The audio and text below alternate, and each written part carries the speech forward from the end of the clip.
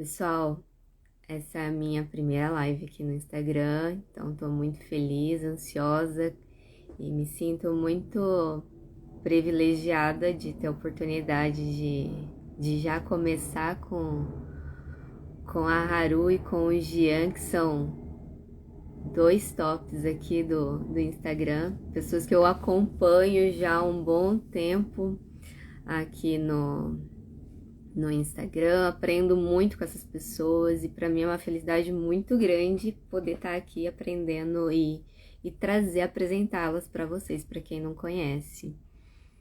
Então, estou muito feliz.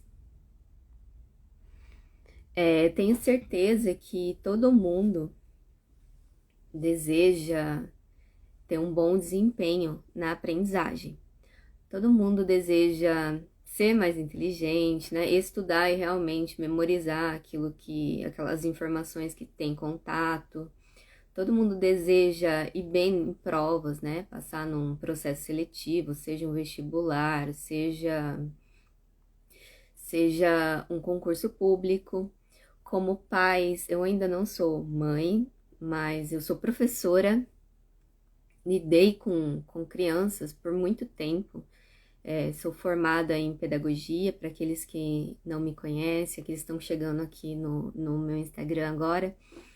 Tenho formação em pedagogia, fiz um mestrado e um doutorado na área de filosofia da educação, então eu também tenho toda essa experiência que trago até hoje como estudante, porque até hoje eu tenho que estudar, estudo muito, leio muito, então eu também tenho essa expectativa de ter um melhor resultado, de aprender mais, de memorizar mais. Estou aprendendo uma língua diferente, o inglês, por exemplo. Então, tudo isso exige muito, né, do nosso cérebro. E todo mundo tem essa expectativa, né, de ter melhores resultados, seja para si, seja perante os próprios filhos, as expectativas com o rendimento escolar dessas crianças na escola, preocupações com essas crianças, seja os professores, né, também que trabalham para promover uma melhor aprendizagem. Então, nessa live a gente vai falar sobre isso aqui. Eu já vou convidar aqui os meus convidados. Jean.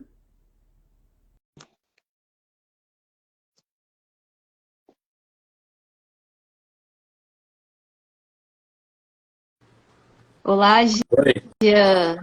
boa noite, tudo bem? Boa noite, tudo bem? Muito obrigada já de início por ter aceitado esse convite. É um prazer te conhecer e ter você aqui comigo, com a Haru. É um privilégio muito grande, é uma honra. Muito obrigada por Imagina, isso. é um prazer, adoro contribuir. Olá, Haru, boa noite. Oi, tudo Muito bom? obrigada também por você ter aceitado participar dessa live, ter trazido o Jean aqui para essa conversa, esse bate-papo. Eu me sinto muito honrada, gente. Minha primeira live e começar com vocês, para mim é um, é um up muito grande. Muito obrigada mesmo. Gente, aí já é noite, né? Eu estou no Japão. Aqui é o sol de manhã, 12 horas de diferença. Aqui o sol tá assim rachando nesse horário. Prova que a Terra é redonda, né? Eu peço desculpa também aqui pelo meu cenário. Minha casa é pequenininha, né? A gente tá morando aqui no Japão de passagem, então eu não tenho uma biblioteca, assim, mas vamos começar, né? A gente tem que começar onde a gente tá.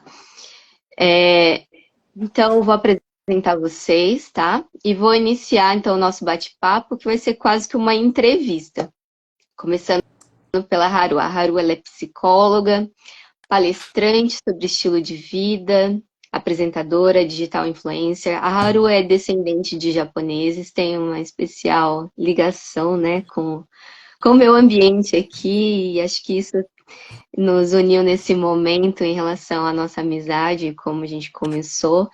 Eu conheci a Haru já há algum tempo atrás, aqui no Instagram. Às vezes eu fico procurando conteúdo de saúde. E um dia eu achei um conteúdo da Haru quando ela trabalhava na clínica de vida natural de São Roque. E eu assisti o conteúdo que ela produziu, um vídeo, gostei, comecei a acompanhá-la desde então. Depois eu descobri que ela namorava um conhecido meu da cidade de Londrina, porque eu sou de Londrina. E, enfim, continuando acompanhando, comecei a interagir com ela e a Haru veio para o Japão e a gente pôde se conhecer pessoalmente. E hoje é uma amiga muito especial e sou muito honrada por essa amizade. Muito obrigada, Haru. Saudade do Japão. Eu tenho aprendido muito com você. Quando você quiser voltar aqui para o Japão, se eu estiver aqui ainda, vai ser uma alegria te receber e fazer uns passeios com você. Já o Jean, eu conheci o Jean em uma participação na TV Novo Tempo, no programa da Darleide. Eu não sei quanto tempo atrás isso. Acho que Mas foi eu 2019 ou 2020, foi por aí. por aí. E a partir de então eu te procurei no Instagram e comecei a acompanhar o seu conteúdo. Uhum. Depois que eu descobri recentemente que você é amigo chegado da Haru. E tenho te acompanhado também, assim como eu posso, e aprendido muito com você também. Você é uma inspiração em relação Que ao honra. trabalho que você faz. O Jean, gente, ele é escritor, ele é palestrante, ele tem graduação em psicologia, primeira formação. Gente, qualquer coisa vocês me corrijam, tá? Uhum. Ele tem graduação também em tecnologia da nutrição e pós-graduação em nutrição vegetariana. O Jean também é professor, ele organizou um curso sobre alimentação e nutrição para ensinar as pessoas que é possível a gente cultivar a saúde, construir massa muscular com uma dieta estritamente vegetariana, certo? Uhum. Exatamente. E ele ensina as pessoas, então, sobre isso. E tem feito um trabalho muito bonito e inspirador aqui na internet. E todo mundo aqui pode aprender muito com ele, né? E ele tem quebrado alguns mitos, né? E a Haru tem feito esse trabalho inspirador também. A Haru, ela tem ajudado muita gente a inspirar as pessoas a terem uma vida mais saudável, uma vida com propósito. E eu tenho aprendido muito, assim, com esses dois, gente, resumindo. Então agora, vou passar aqui para eles e a gente vai começar o nosso bate-papo. Bom, gente, introduzindo o tema, mais uma vez, dando uma Posso falar uma recapitulada coisa aqui. Pode. sobre a apresentação? A Marcela, né, para o pessoal que me segue, já ouviu falar algumas vezes, já me ouviu falando algumas vezes da Marcela. Ela é PhD em Filosofia da Educação, conheci ela pessoalmente no Japão. Agora eu que vou te apresentar, tá, amiga? E foi maravilhoso esse encontro, porque ela pôde contar para mim mais como é o trabalho dela. Eu achei muito admirável, fiquei muito impressionada, de verdade. Ela é casada com o Josué também. Nossa, duas pessoas assim, fora de série, fora da curva, que me ensinaram muitas coisas nesse período aí de Japão. Depois, quando eu voltei, a gente conversou muito, ajudou a abrir muito a minha mente. E falam muito bem sobre o assunto da educação, da verdadeira educação, que eu prezo bastante. E eu fiquei muito feliz com esse convite, então eu, obviamente, né, não ia deixar de chamar uma das pessoas que eu mais admiro, que é o Jean, óbvio. E aí, quando a Marcela me chamou, falou assim, não, pera que eu vou elevar essa potência aqui. Então, é uma pessoa que eu gosto muito, que pra mim é como irmão, assim, é o Jean, conheço ele desde lá da época de quando a gente não era ninguém, né, a gente estava começando. E eu falo que já é minha versão feminina, porque Eu todos os tava em processos Nutri que eu... ainda.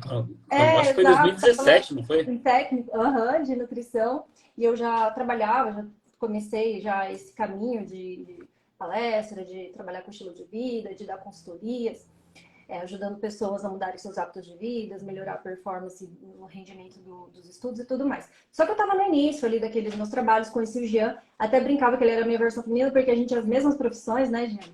A gente é muito parecido em muita coisa. E desde então a gente ficou muito amigos. Então, assim, nossa, eu tô muito feliz da gente estar aqui hoje reunidos. Eu também estou muito feliz de vocês estarem aqui. Então, vamos começar então esse Vamos bate-papo. começar. Vamos lá. Cada um de vocês, eu quero que vocês me digam como que vocês possuem essa formação inicial em psicologia, e o Jean foi depois para nutrição, mas os dois são palestrantes e trabalham como digitais influencers aqui na internet e fazem um trabalho pessoal que envolve até um propósito de vida, que é o que motiva vocês em relação a esse trabalho. Como que nasceu esse interesse pelo tema estilo de vida e alimentação na vida de vocês? Quer começar, Haru? Pode começar, gente. Pode começar. Bom, então, como que a questão de nutrição entrou na minha vida? Primeiro eu caí de paraquedas na faculdade de psicologia, e até então eu estava vendo meu futuro como um psicólogo, atendendo em clínica e tudo mais. Só que na época, né, isso aí veio um pouco junto com a minha história de vida também, porque eu era acima do peso. Eu fui um adolescente obeso, e daí, junto com o estudo de psicologia, eu quis começar a entender o porquê que as pessoas estão acima do peso e como que eu faço para eu emagrecer. E daí que eu caí de paraquedas também na outra área, que foi a nutrição. E daí eu praticamente ganhei uma nova paixão. Falei, tá, eu não quero atender em consultório para tratar de problemas gerais na psicologia, porque eu acho que o que a gente come afeta muito o que a gente pensa. Tudo que a gente come vai ser transformado em sangue, e esse sangue é o que vai regular os nossos hormônios, neurotransmissores, que vão afetar diretamente o nosso humor e como a gente lida com a vida. Então isso aí foi bem no começo da psicologia, que esse mundo de nutrição começou a se emergir junto com o psíquico, e daí acabei me aprofundando cada vez mais nisso. Após minha graduação em psicologia, fiz o Nutri, que inclusive foi num Instituto Adventista também, 100% vegetariano estrito, que se alinhou mais ainda com o que eu acredito. E claro que eu acabei jogando um pouco do que eu aprendi para a questão fitness, a questão de saúde em si. Mas o que eu venho vendo mais nos últimos anos é que cada vez mais que eu estudo, cada vez mais que eu trabalho com pessoas, é que não dá para você distanciar a psicologia da nutrição. Você pode até abordar, de um ponto de vista com indivíduos, a nutrição isoladamente. Só que o comportamento alimentar de um indivíduo vai impactar não só na saúde física dele, mas em como ele lida com a vida de modo geral. E o maior problema que eu vejo hoje em dia é o comportamento alimentar e como que isso pode impactar no resto da vida da pessoa. E todos os estágios que eu fiz, os estágios hospitalares, os alunos que eu tenho com essa experiência, eu observei que dieta é rotina. E muitas pessoas não têm essa rotina. E o trabalho delas influencia na forma como elas comem. A forma como elas lidam com o problema, muitas vezes está ligada à forma como elas conduzem a rotina e a conduta alimentar delas. Então, foi mais ou menos assim que eu emergi esses dois lados. Então, atualmente, eu trabalho mais com os alunos. A coisa que eu mais fico martelando é no comportamento alimentar. Você falou umas palavras. Perdão, Haru, só um minutinho. Só frisar uma coisa, é que você falou algumas coisas aqui que são muito fortes. E às vezes a gente não dá o devido peso a essa realidade, né? O que a gente come afeta o que a gente pensa. E isso tem um impacto sobre o comportamento das pessoas e o impacto para a vida. Então, gente, vamos começar já, ó. São frases assim que traduzem uma realidade que a gente precisa começar a considerar. Tanto em relação à nossa vida, como pessoas, indivíduos, mas como pais e como professores sobre a vida de outros que dependem de nós, né? Então, muito importante. Vai, Haru, você agora. Eu pedi pra gente começar porque a nossa história é muito parecida, assim, principalmente nesse início, os gatilhos que nos levou, né, a esse caminho e tudo mais. Eu não tinha só a questão aí do peso, né, e tudo mais, mas enfim, eu li um livro quando eu fazia a faculdade de psicologia, que se chama Conselho sobre Regime Alimentar. E depois que eu li esse livro, minha cabeça nunca mais foi a mesma. Primeiro eu li Ciência do Bom Viver, e depois de Ciência do Bom Viver eu li Conselho sobre Regime Alimentar. Eu já estava ali num processo com Ciência do Bom Viver, mas o Conselho sobre Regime Alimentar aprofundou muito isso e abriu muito a minha mente sobre o tema. Então eu decidi aproveitar que eu já estava fazendo psicologia, né, porque eu estava na graduação, já tem quase 10 anos isso atrás, mais até talvez. E eu decidi focar bastante as minhas pesquisas no impacto da alimentação no comportamento humano. E eu via que poucos profissionais realmente falavam sobre isso, sobre a relevância desse tema. E eu fui vendo que era muito grande, sabe? As coisas que eu fui descobrindo a partir disso eram coisas grandes, assim, e que poucas pessoas estavam falando naquela época. E quando eu conheci o Jean estava falando sobre a mesma coisa, ele tinha a mesma formação que eu, então foi assim, um encontro muito legal, sabe? De questão de conhecimento e de propósito.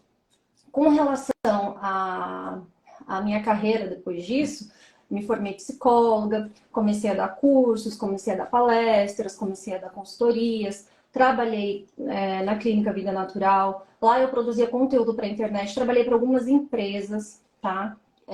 Que tratavam muito dessa questão da alimentação, do estilo de vida. Então eu comecei a produzir, focar o meu trabalho, as minhas pesquisas, exatamente nesse ponto, produzindo conteúdo para a internet através de terceiros, né, de empresas. Aí depois eu encerrei esse ciclo de trabalho e comecei a trabalhar para mim mesma. Daí eu lancei alguns cursos e tudo mais, online, dava curso também de culinária, tinha livros, eu vendia esses livros.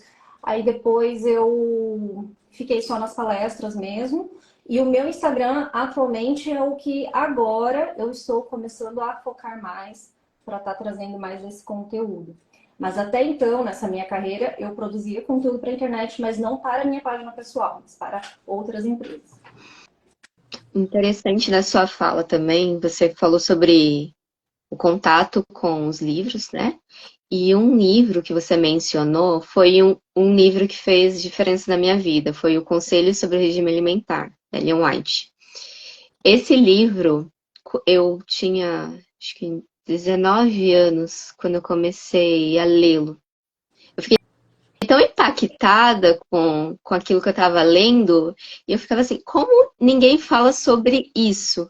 Eu nunca ouvi falarem sobre isso. E assim, eu fiquei em choque. E foi um livro decisivo que me fez repensar meu estilo de vida. E dizer não para algumas coisas, decidir tirar a carne da minha alimentação e focar mais na questão da alimentação vegetariana, variada, rica, e mudar também o estilo de vida, né?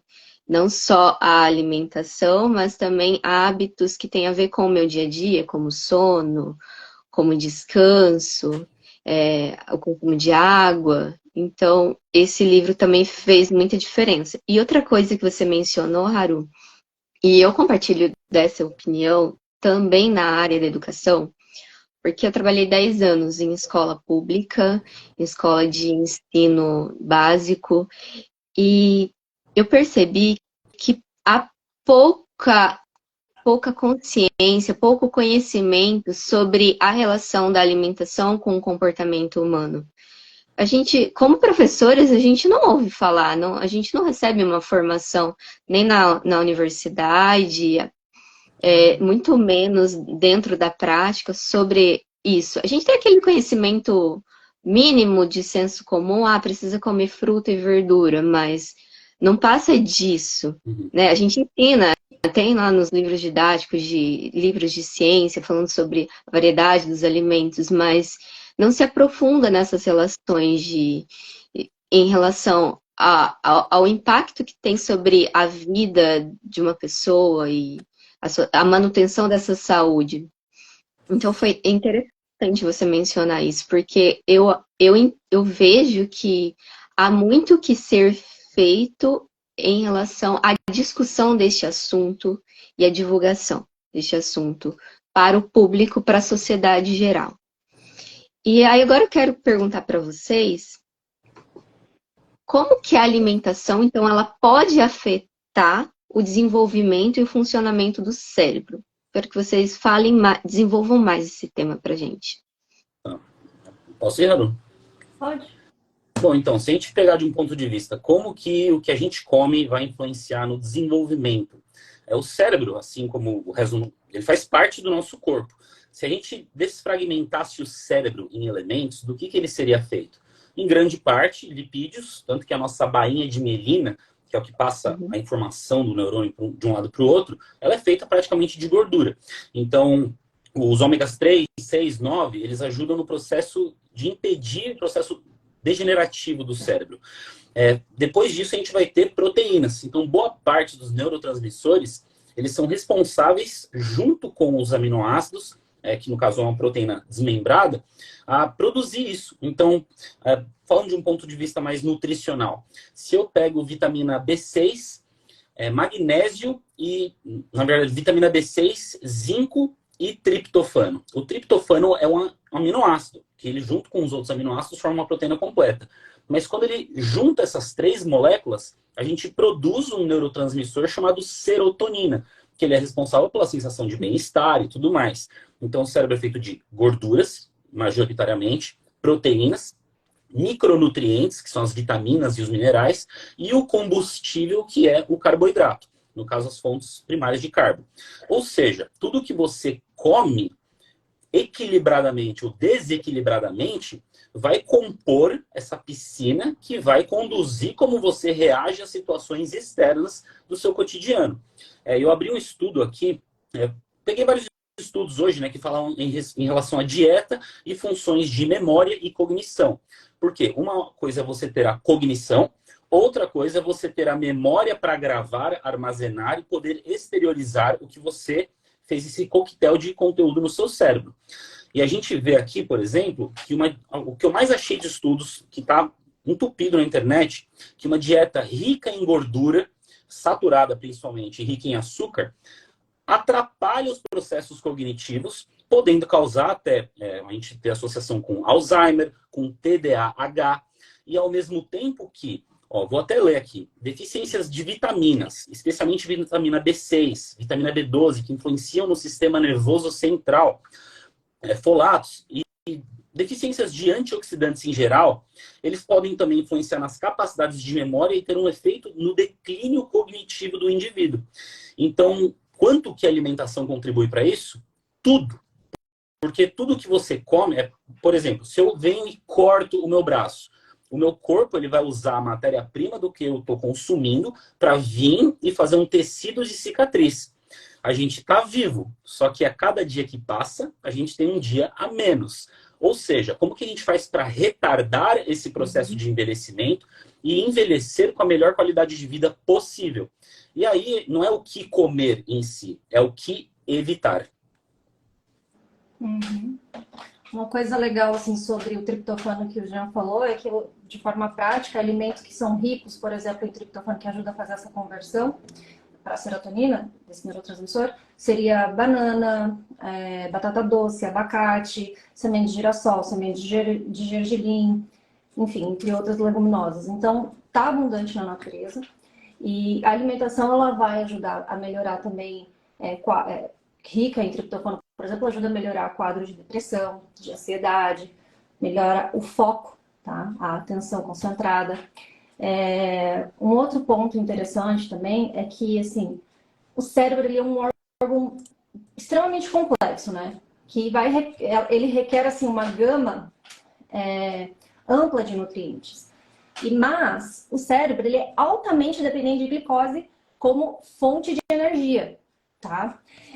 Então, assim, uma alimentação equilibrada, ela fornece a quantidade necessária de carboidratos que são convertidos em glicose e fornecem a energia essencial para o cérebro funcionar corretamente. Porém, todavia, entretanto, existem tipos e tipos de carboidratos, tá?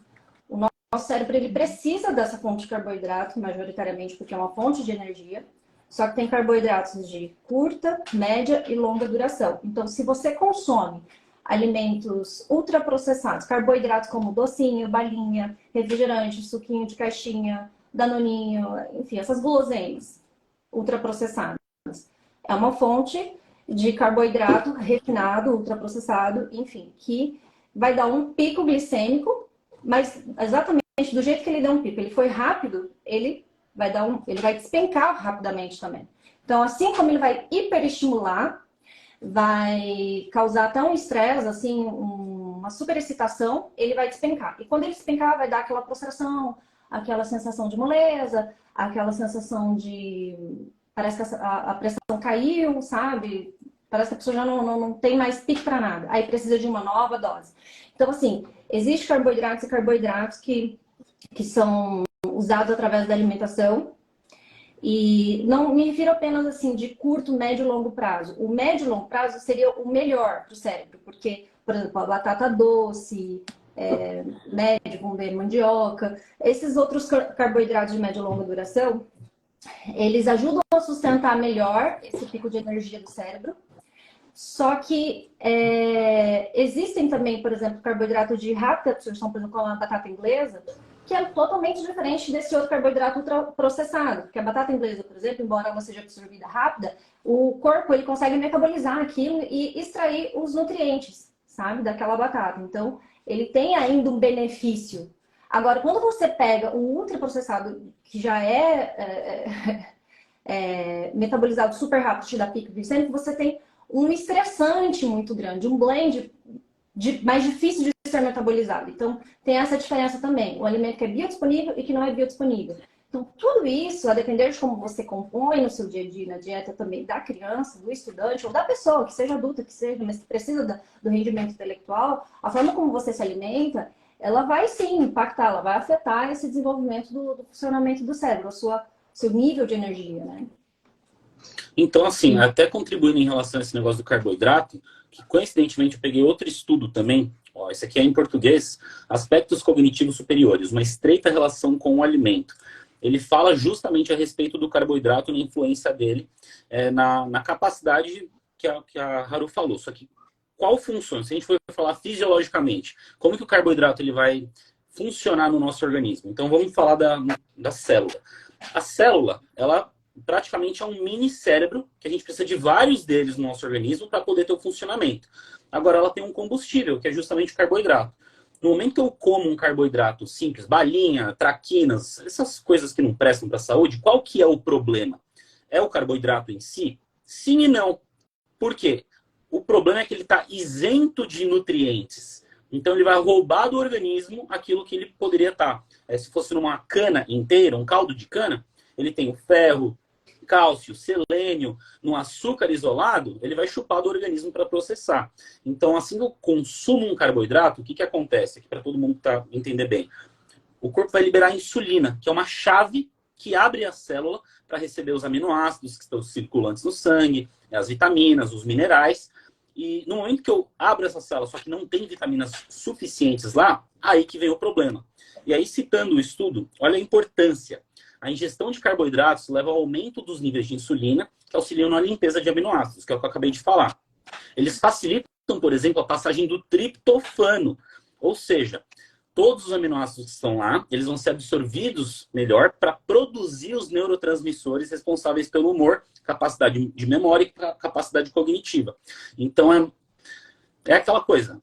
Evita o que faz mal, consuma com moderação o que faz bem. Entendeu? Me diga uma coisa. De acordo com essa consideração, então, sobre a influência dos alimentos sobre o comportamento humano, a gente pode considerar, então, o Jean já citou inicialmente alguns fatores, por exemplo, TDAH.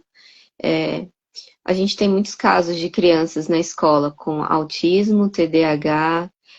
Muitas vezes, talvez o que a gente chama de indisciplina pode ter uma relação bem íntima de resposta comportamental ao estilo de vida da criança em casa. Desenvolvam mais essa parte. Completamente. Gente... por exemplo, eu não sei se a Haru foi uma boa aluna durante as graduações dela. Eu fui um terrorista. Eu fui diagnosticado com TDAH, que é transtorno hiperativo de déficit de atenção. Então, uma coisa que eu vi que foi a cura para mim foi justamente eliminar alguns ingredientes que estavam contribuindo para isso. Porque, pensa, uma criança que é tão sensível o sistema nervoso central dela, tão sensível o cérebro dela, que quando ela consome o que eu chamo de uma droga socializada, que é o açúcar, né? Quando você isola uma substância, você está praticamente fazendo um composto químico. Agora, num cérebro sensível que é o da criança, é claro que ela vai ficar agitada. Por que, sabe, as pessoas em geral, não dá café para as crianças. Depois que ela cresceu, aí ela pode tomar café adulto. Sim e não. Mas por que não para a criança? porque é muito mais delicado. Então, no momento que você introduz uma dose que seja, que um adulto toleraria mais, por causa que o sistema está mais trabalhado para isso, a criança vai ficar louca. E eu fui uma vítima disso. Eu lembro que entrava uma mosca na sala de aula, claro, imagina, você aprendendo matemática, aprendendo alguma coisa mais técnica, que não é da sua afinidade. Qualquer coisa é mais interessante do que isso. Eu pegava canudinho e ficava soprando no pescoço das pessoas com, sabe, com um tirinho. Porque o problema está justamente na questão da dopamina, que não é a motivação, não é o prazer. Não é o prazer, quer dizer, é motivação. A gente libera a dopamina quando a gente fica motivado para fazer alguma coisa. Então, quando tem uma competição de motivação entre estímulos, é muito fácil ela escolher o que mais vai liberar dopamina com o menor esforço. E aí a alimentação está totalmente ligada. Se a gente vê aquele corante carmim, que vem em cochonilha, tem estudos associando ele com aumento de TDAH. Mas o principal, cafeína e açúcar. Então, a gente pega um chocolate, tem teobromina, é um estimulante para o organismo. Você dá chocolate para uma criança, ela vai sofrer os efeitos de um sistema nervoso central estimulado. Até mesmo eu percebia que quando a escola sempre faz festas, sempre tem datas comemorativas, então há muito refrigerante. Então, depois que as crianças tomavam um refrigerante, elas ficavam impossíveis, assim, dentro da sala de aula. Elas deixavam a gente, assim, professores quase loucos. Só faltava subir nas paredes, assim. Ficava assim, era o caos instalado dentro da sala de aula. Imagina numa sala de aula com, às vezes, o verão do Brasil, né? Super quente, às vezes mal com uma ventilação ruim dentro da sala. Assim, era o caos. Então, isso pode ter relação. Assim, tem uma relação direta, né? Um fator, assim, determinante. Pela cafeína, o açúcar. Alimentos É uma combinação, parados, a gente faz um coquetel, né, de coisas. com cafeína, enfim, entre você adiciona o blend de corante, acidulante, entre outros sintéticos aí, você tem a dinamite perfeita, né? Então, por exemplo, refrigerante, inclusive eu postei um Reels ontem sobre isso. Então, vocês depois vão olhar lá o Reels, tá? Falando sobre refrigerante. Pra mim é um crime, sabe? Você dá refrigerante pra uma criança. É um alimento, entre aspas, tá? Porque não alimenta, aliás, alimenta células tumorais ou doenças, enfim. É uma bebida que não tem absolutamente nada de benéfico para uma criança ou para um ser humano, para um ser vivo. Por quê? Porque até a água que tem naquela substância é destilada, tá? É um pH muito baixo, muito ruim. É um complexo químico que, além de não nutrir, ele desmineraliza os ossos. Ou seja, ele rouba nutriente, tá? Então, além dele superexcitar o cérebro da criança, porque você tem a dinamite perfeita, o combinho, né? Açúcar com cafeína e mais aquele blend de outras toxinas ali. Enfim, vários estimulantes juntos. Então, você deixa a criança super excitada, extremamente agitada, irritada. Ela fica muito mais explosiva e vulnerável a ataques de ira. E ela fica com toda aquela hipercinesia e agitação, aquela energia para gastar, e ela mesma começa a não ter como gastar e começa a ter hipercinesia, que a gente chama, aquela criança que começa a se agitar sozinha, o corpo começa a balançar, o pé começa a mexer, enfim. Eu até brinco que o Jean é minha versão feminina, porque eu também tenho TDAH. Tá? Só que eu fui diagnosticada tardiamente. Eu sou a versão feminina até no TDAH. Porém, todavia, entretanto, existem 3 eixos, né? 3 tipos. Assim, eu já acho que tem o tipo combinado, o meu é o tipo mais predominantemente desatento. Então, eu não tenho tanta impulsividade e não tenho muito essa questão da hiperatividade em si. Mas eu sempre era criança, eu era sempre muito comportada na escola, mas aquela criança que estava no mundo da lua, sabe? Em outro planeta.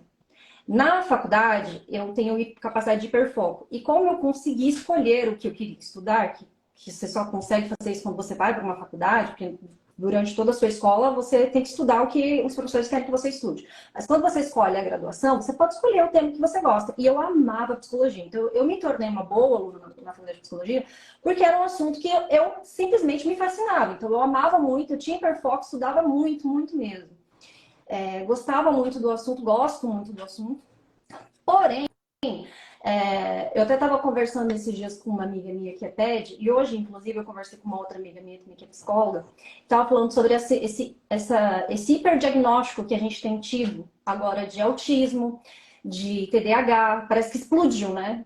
Na verdade, existem vários fatores. A gente também saiu de uma epidemia, isolamento social, isso tudo mexeu com muita gente. Nós estamos numa era digital onde a informação ela é muito mais disseminada. Então, as pessoas têm muito mais acesso à informação. Eu acredito que os pais estão se informando melhor, buscando mais ajuda para os seus filhos. É uma série de fatores. Mas um fator muito importante também é a alimentação, que ninguém fala, telas, né? E o ambiente onde essa criança cresce. Então, você tem um combo de superexcitação ali que está gerando sintomas que se assemelham ao do TDAH ou ao do autismo, mas na verdade você teria que zerar algumas coisas antes para você ter certeza que essa pessoa realmente tem esse funcionamento cerebral distinto de fato. Se não é algo externo que está causando isso, entende?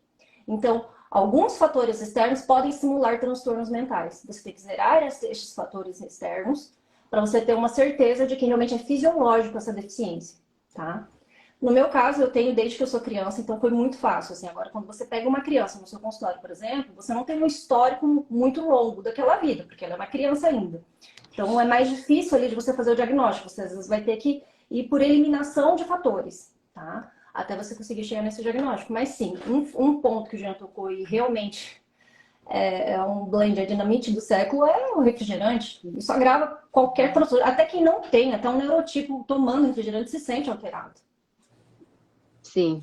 Para nós, professores, assim, é visível. A criança toma refrigerante no intervalo ou na festinha ali da escola. Se voltar para a sala de aula, ficam impossíveis. É visível a mudança comportamental, a agitação em seguida que se segue. Pessoal, quem está acompanhando aqui conosco ao vivo, vocês podem mandar perguntas aqui também, tá? Tem um íconezinho que é um balãozinho com um ponto de interrogação. Vocês podem escrever as perguntas aqui e depois, no meio aqui da conversa ou no final, eu posso selecionar, elas ficam salvas se vocês forem por essa via, tá? O balãozinho com um ponto de interrogação. E a gente pode conversar, bater um papo com vocês, inclusive, tá? Que tá acompanhando. Então, sim, Haru e Jean, me digam o que não pode faltar. A gente sabe que tem muita coisa ruim na alimentação das crianças e na própria alimentação nossa, de adultos, né? Doce, muitas vezes a gente come muito doce, carboidratos, né? Que são aqueles refinados que nos fazem mal. Mas, assim, vamos enfatizando não só o tanto o ruim que a gente já conhece, ou talvez eu acho, né, que as pessoas conhecem, às vezes nem isso. Mas vamos enfatizar o que não pode faltar numa alimentação. O que a gente tem que priorizar, que a gente tem que fazer um esforço de colocar numa alimentação, para que a gente tenha um bom funcionamento do nosso cérebro. Quer ir primeiro, Haru? Bom, como eu disse anteriormente, né? Por exemplo, carboidrato. Carboidrato é uma fonte que o cérebro precisa usar para energia, né? O cérebro é o órgão do corpo que mais precisa, né, de energia dessa fonte. Então, por exemplo, o carboidrato, ele ajuda nessa sustentação. Agora, que tipo de alimento que eu vou consumir que vai ajudar a manter esse pico de energia estável, entende? Então, o alimento que eu como, as escolhas que eu faço no dia a dia, vai impactar no resultado da energia que eu vou estar mandando para esse cérebro estar fazendo esse funcionamento, ok? Por exemplo, eu queria... Desculpa, eu me perdi só na última pergunta que você fez, o Marcelo. Que eu tava lendo a gente tem que priorizar na alimentação, num cardápio diário? Sim, voltei. Então, tem que ter... Tem uma pirâmide que eu gosto de usar, que é de Harvard, que ela mostra ali, por exemplo, acho que é 60%, se não me engano, o Jean pode me corrigir, 60%, se não me engano, de vegetais, leguminosas, cereais. Não, acho que é crus, né? Alimentos crus. E leguminosas, tudo mais. A pirâmide alimentar, né? Não tem uma pirâmide, né? Mas é como se fosse uma pirâmide, só que é de uma escala de Harvard, que eles lançaram, muito boa. Proteínas boas, que é uma menor parte, e a maior parte é carboidrato. Se não me falha, é isso, né, Jean? Uhum. Eu tenho aqui, deixa eu abrir para Então, posso pegar o gancho da pergunta? Pode. Então vamos lá. O que não pode faltar numa dieta, seja para criança, seja para adulto, priorizando a criança dentro do contexto que a gente está falando, é que, na verdade, é um mini humano, tá? Tudo a gente precisa. A gente precisa de todas as vitaminas e todos os minerais. Agora, no bombardeio da mídia que a gente está tendo atualmente a respeito do conhecimento nutricional, algumas vitaminas e minerais ficam mais enfatizadas. No caso de uma dieta vegetariana estrita, fica mais ênfase o zinco, o ferro, o cálcio, que é facilmente substituído com uma alimentação vegana, ou a B12, que você não encontra no reino vegetal, pelo menos não no solo. Se você pega uma laranja que caiu no chão, ou toma água de rio não tratado, de cachoeira não tratada, pode ser que contenha B12, porque ela é feita de bactérias, sintetizada com bactérias. Então, o que não pode faltar? Todas as vitaminas, todos os minerais, eles têm que estar num eixo. Só que que resposta é essa? Uma resposta que, nossa, então eu posso comer de tudo? Tecnicamente, sim. Agora, eu tenho uma crença em relação a como que a gente deve conduzir nossa alimentação. Pegando de um ponto de vista holístico global. Se a gente parar para observar o mundo, a gente consegue ver pessoas nutridas ao redor do mundo todo. Claro que pessoas não nutridas também. E ao redor do mundo todo, a gente vê culturas alimentares diferentes. O que determina isso? A região local, as estações. Então, uma forma que eu acho bem bacana de você viver e se alimentar, que eu acho que até entra em correlação com a forma que o ser humano foi criado. Pelo menos após vir as estações, não sei se no Jardim do Éden tinha inverno todo, verão, etc. Mas que estação que você tá? Ah, tô no inverno. Beleza. Quais alimentos que nascem na região onde você mora que nascem no inverno? Ou seja, você está se guiando junto com o ambiente onde você mora, alimentos locais que não precisam ser transitados de longa distância, que hoje em dia a gente tem relativamente uma abundância muito maior do que na Idade Média, justamente por causa do transporte. Então, é muito mais fácil você garantir uma nutrição quando você vem dessa abordagem tentando se ligar com o ritmo da natureza. Pelo menos é a forma que eu gosto de ver, entendeu? Porque quando você come, não que seja errado você comer uma manga morando no Polo Norte, entendeu? É um bônus nutricional. Mas falar que você precisa daquilo depende muito.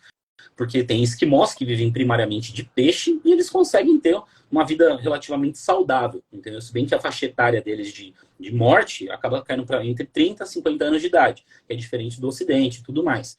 Então, eu acho que ver o que nasce perto de você, na estação onde você está, respeitando a escadinha de carboidrato, proteína e lipídio, é a melhor forma de você se alimentar.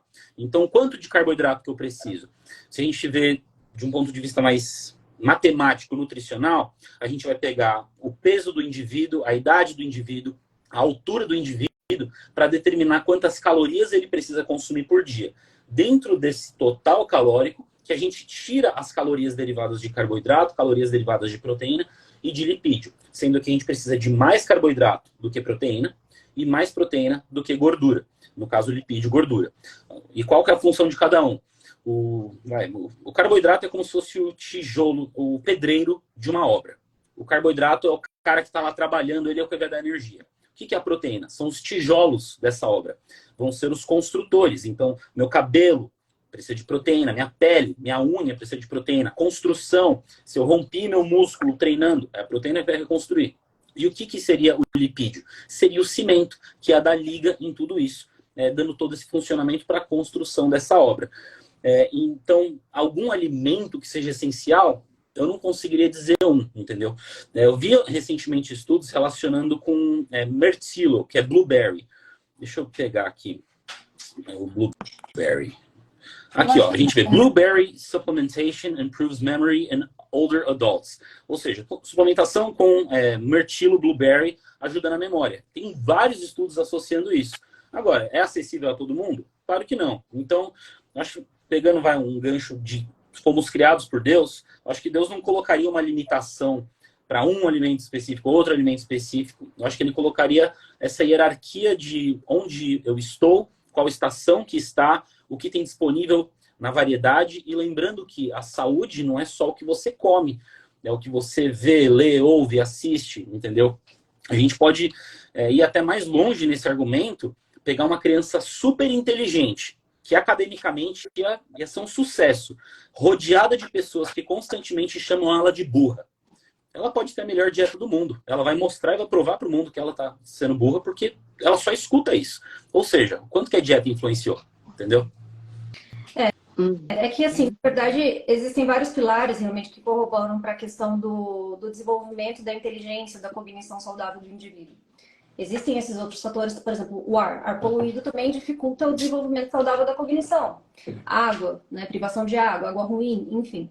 Então, realmente existem fatores, é uma questão multifatorial, mas como o assunto hoje é sobre alimentação, por exemplo, e eu acho que a gente tem que tentar tratar, né, dentro da medida do que a gente tem condições, cada um desses pilares que envolve, que impactam, tem os seus resultados, seus efeitos. Então, assim, eu vou trazer para vocês, ó, vou só mostrar rapidinho para vocês, eu acabei de achar aqui, ó.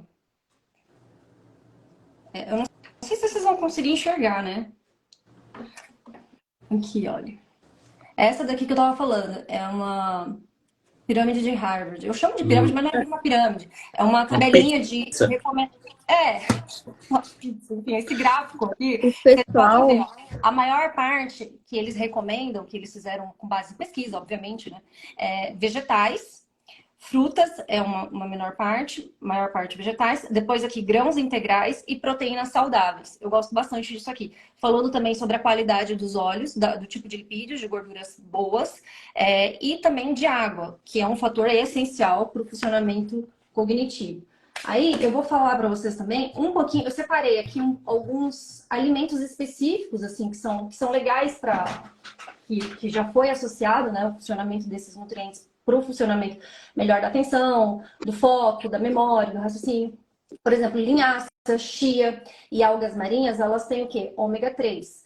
Existem 3 tipos de ômega 3, acho que vou falar um pouco mais sobre isso mais pra frente.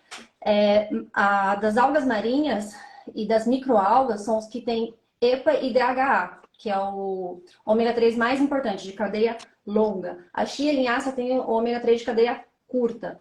E eles são super importantes, por quê? Porque o corpo não produz e você só consegue absorver esse nutriente via alimentação. Então é bem importante, principalmente para quem tem uma alimentação baseada em plantas, ou de alguma forma suplementar, se você não tem acesso, ou então realmente incluir esses alimentos na dieta. Por quê? Porque, por exemplo, o DHA, a massa cinzenta ela é formada por DHA e a gente precisa disso. Por exemplo, a linhaça e a chia, ela não consegue transformar muito bem esse tipo de ômega 3 de cadeia curta no EPA e no DHA, que é cadeia longa. Então, e eles são muito importantes assim para proteger a saúde do cérebro, sabe? Ele tem associação não só na melhora do desempenho cognitivo, da concentração e da atenção, como também na prevenção de Alzheimer e outras doenças degenerativas, esclerose múltipla, entre outras coisas. Enfim, o ômega 3 era um assunto que a gente devia depois falar só sobre ele, porque ele tem vários assim aspectos protetores, né, para o corpo. E eu vejo assim que no meio das pessoas que são vegetarianas se fala pouco sobre o ômega 3, sabe?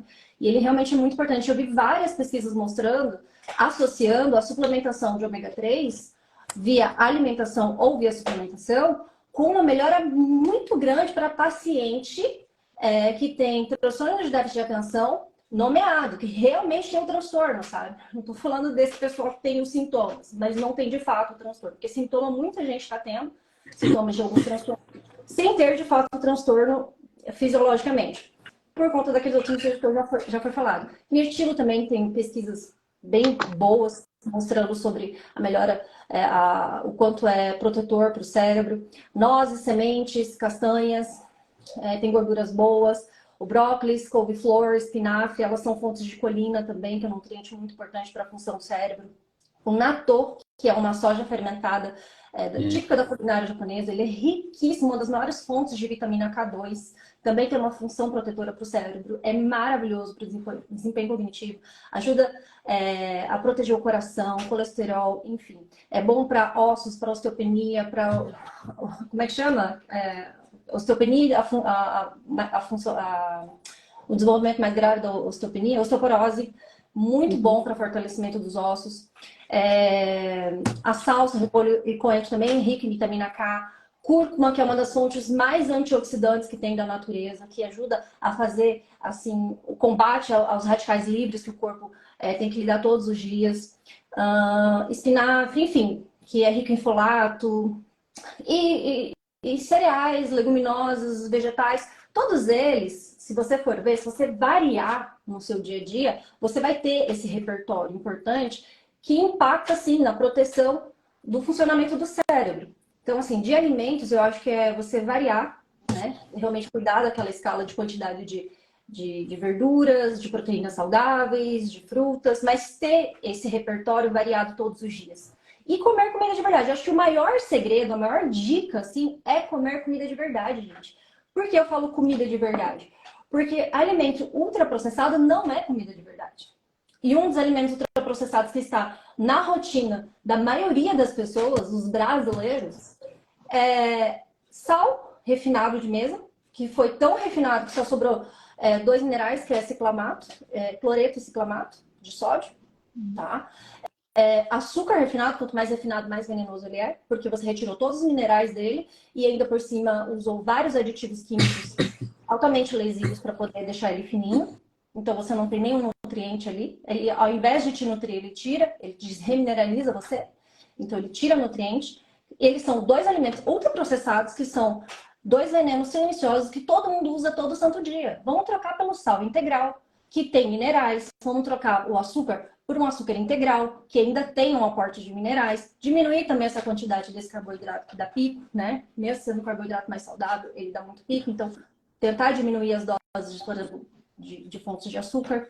O que mais? Trocar o óleo refinado é ultraprocessado. É outro alimento que é um veneno, que é um vilão e um veneno silencioso que está aí fazendo parte da rotina diária das pessoas. O óleo de soja, óleo de girassol, óleo de canola. Um óleo bom que realmente foi comprovado que ele é protetor é o azeite de oliva. O que mais? Enfim, gente, as farinhas ultra refinadas, a farinha branca. Trocar tudo isso que é refinado por integral. Eu acredito que o segredo realmente, assim, da alimentação saudável que ajuda no desempenho mental, protetor do corpo todo, da homeostase, do equilíbrio do organismo, é realmente você tentar trocar o que é ruim e colocar o que é bom no lugar. Por exemplo, vamos trocar os refinados por integrais. Vamos trocar o óleo ruim, as gorduras ruins, as gorduras saturadas, ultraprocessadas, fritura, por gorduras boas, que vem da castanha, que vem do abacate, enfim, gergelim, tem tanta fonte natural. É trocar o alimento que foi feito na indústria pelo alimento que foi feito no Éden, da árvore, que eu falo que é o fast food do Éden, da em árvore, por exemplo. É a melhor coisa. Então, assim, é comida de verdade? É bom. Ultraprocessado? Não é bom. Então, é bem básico, assim, falando de uma forma bem generalista. Cascar Então, mais e assim, desembrulhar menos. a gente tem que priorizar aquele básico que sempre foi, né, o que nasce da terra, o que a gente tem perto de nós, né, o que a gente tem acessível no mercado. Até era uma outra pergunta que eu ia fazer para vocês também. Precisa ser cara uma alimentação saudável? Porque tem gente que dá aquela desculpa, né? Ah, mas se eu for comprar tal coisa, assim, vai ficar muito caro, né? Então compro mais baratinho, né? Nas festas, olha só, em festas na escola, eu, como professora, se eu tivesse a oportunidade de montar o cardápio das crianças em relação ao que elas iam levar para contribuir, eu só pedia salgado. Por quê?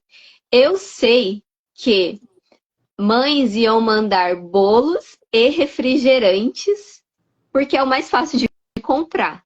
Então, muitas vezes, a gente tem aquela ideia de que é caro, mas porque é o mais fácil comprar aquele outro industrializado, pobrinho, que não é rico em Fácil nutrientes. é essa mãe ir numa feira, num sacolão, comprar um saco de maçã, de uva. É o mais fácil, ela não precisa preparar nada. Só lava e manda a criança ele distribuir as frutas. Olha aí. Né?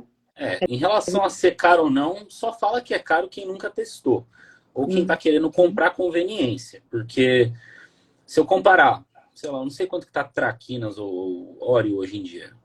vamos chutar aí, deve estar uns R$ 4. Com R$ 4 você vai numa feira, cara, você consegue comprar algumas coisas, entendeu? Coca-Cola, refrigerante. Se você for fazer um kit industrializado de junk food, não vai sair tão barato quanto a quantidade de comida que você poderia comprar para preparar em casa. Agora, o que a indústria faz? Ela isola, processa e conseguiu baratear um alimento que, se eu for fazer na minha casa um bolo recheado, vai sair muito mais caro do que comprar um bolo pronto. Mas o que vai me custar? O trabalho, entendeu? Então, acho que as pessoas estão comprando conveniência. Mas se você vê, por exemplo, o próprio grão leguminoso, você pega 1 quilo de lentilha versus o corte mais barato de carne. A lentilha é mais barata, só nisso.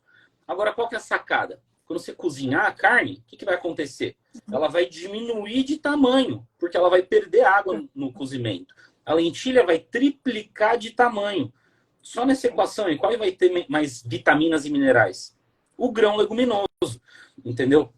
Então, o apelo de, não, é muito caro? Não, eu acho que a preguiça está tendo um papel aí e a gente tem que começar a assumir responsabilidades. Porque sai muito mais barato você viver com alimentos naturais do que alimentos industrializados. E até vegano, vegetariano, ovolacto, que seja. Qualquer estratégia dietética que, quanto mais industrializados você colocar, mais caro vai sair. É só pôr no papel. Isso eu vejo, por exemplo, com os alunos do meu curso. A galera pensa, é um medo da pessoa que quer ser vegetariana estrita. Nossa, Jean, mas a dieta vai ser cara no curso? Eu falei, entra pra ver. E daí o que acontece? Gasta menos na cozinha. Porque é barato ser saudável. E economiza, né? Exato. Tem que pensar também a longo prazo. Não. Vamos supor, então, que comer um monte de industrializado seja realmente mais caro. Beleza. Sabe o que vai sair caro? Sua conta no hospital, seu plano de saúde, a conta na farmácia. E o preço não vai sair caro só no bolso. Vai sair no teu emocional também, entendeu? Porque ficar levando o teu filho, às vezes pegar uma doença grave aí porque não cuidou da saúde, vai sair muito mais caro do que cuidar da saúde agora. E uma coisa... Pode falar. Então, é que tem que trabalhar muito essa questão da mudança de pensamento das pessoas, entende? Hoje, a cultura alimentar está tão deteriorada, está tão complicada, que até quando a pessoa decide se alimentar melhor, ela já vai com aquele padrão de pensamento rígido que ela já adquiriu dos maus hábitos antigos. Então, se ela está acostumada a abrir pacotes, a facilidade do mundo industrial. Então, quando ela vem para alimentação saudável, plant-based, vegetariana que seja, ou enfim, ela vem com aquela mentalidade do industrializado. Entendeu? Eu vou comprar um que é menos pior, mas que ainda é de abrir pacotinho. Então, assim, se você for trocar um industrializado junk com um industrializado que é plant-based, com certeza o industrializado plant-based vai ser mais caro do que o junk. Óbvio, até por conta da lei de oferta e demanda. Porém, todavia, entretanto, o que a gente tem que pensar é que a gente tem que mudar a nossa mentalidade. A gente tem que sair do esquema do ultraprocessado, ainda que seja menos impactante para a saúde o plant-based, ultraprocessado, para uma alimentação natural, uma comida de verdade, que foi feita pela terra, que a terra produziu, que é rica em minerais, que não foi produzida por uma indústria ou modificada por um laboratório.